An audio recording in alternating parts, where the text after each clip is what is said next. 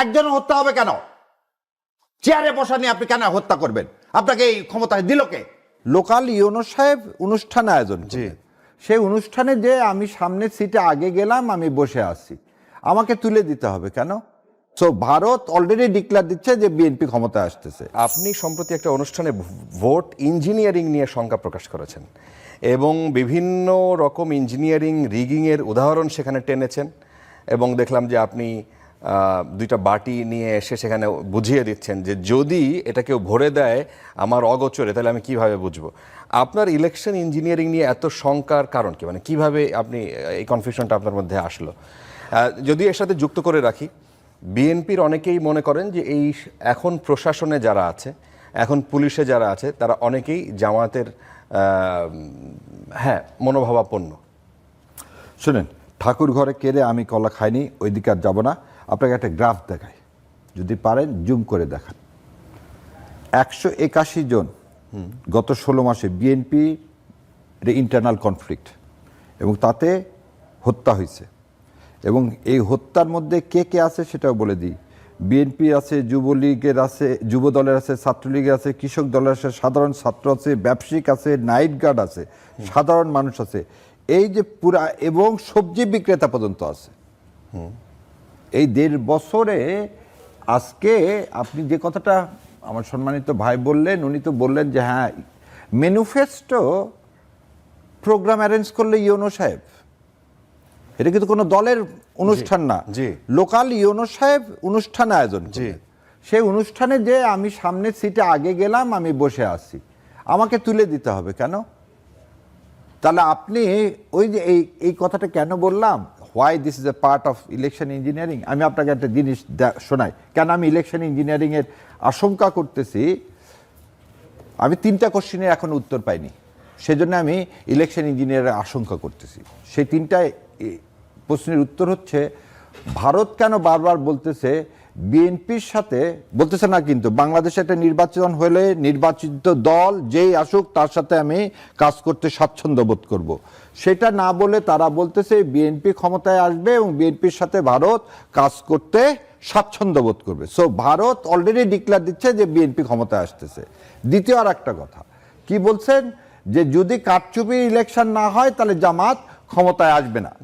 So ভারতে যে prediction করতেছে, ভারত জ্যোতিষীর যে ভূমিকায় আছে, এই ভূমিকাটার কারণে আমি বলতেছি। এবং আরো একটা জিনিস যেটা আজ পর্যন্ত মানে আমাদের কারো কাছে, জাতির কাছে ক্লিয়ার না, কি সেই অশনি সংকেত ছিল যার কারণে একটা দলের প্রধান এদেশে ফিরে আসতে পারেনি, কে কোন সিগন্যাল দিল। এবার আমি আপনাকে এই ভারতের এই কথাটার জন্য আমি এই বইটা দ্য কলিশন ইয়ার্স, এই কলিশন ইয়ার্সটা প্রণব মুখার্জির, প্রণব মুখার্জির পেজ নম্বর 114 থেকে আপনাকে একটু পড়ে শোনাই। ইন ফেব্রুয়ারি 2008, তার আগে দেশবাসীকে বলি, 2008-এর ডিসেম্বর মাসে হয়েছিল আমাদের ইলেকশন বাংলাদেশে, আর 2008 সালে হয়েছিল ইলেকশন। আর ফেব্রুয়ারি মাসে প্রণব মুখার্জি কি বলতেছে শোনেন। In February 2008, Bangladesh army chief Moeen Ahmed came to India on a 6-day visit. He called on me too. During the informal interaction, I impressed upon him the importance of releasing political prisoners.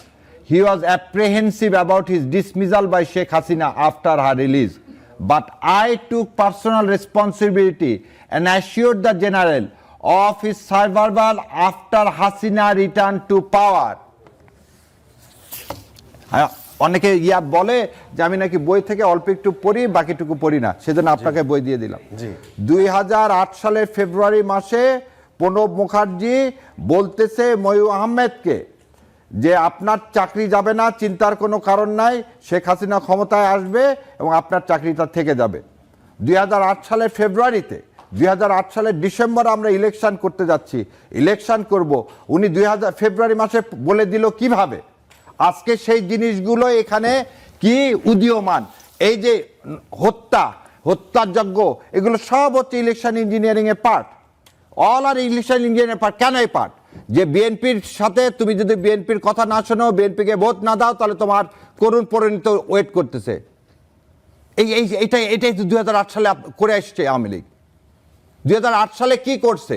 2008 সালে এই জনাব তারেক রহমানকে মারছে, মৃত্যু মুখে পতিত করছে, কোকোকে মৃত্যু মুখে পতিত করছে, করে পুরা ভোটারকে দেখাইছে যে বিএনপির এই করুণ অবস্থা, তুমি যদি বিএনপির পক্ষে ভোট দাও তোমারও এই করুণ অবস্থা হবে। আজকে কি বিএনপি সেই সিগন্যাল দিতে চায় বাংলাদেশ জামাত ইসলামকে?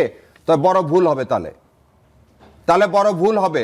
2006 সালে মানে 111 থেকে যদি শিক্ষা না নিয়ে আর একটা 111 চিন্তা করে থাকেন, এবং এরকম আর যারা বলতেছেন একজন দুইজন না, প্রতিটা মানুষের প্রাণের মূল্য আছে। আপনি যে প্রাণ তৈরি করতে পারেন না, আপনি সেই প্রাণকে বলতে পারেন না মাত্র 3 জন হত্যা হয়েছে, 10 জন হত্যা হয়নি। আর সেজন্যই তো জুলাই বিপ্লব হয়েছে।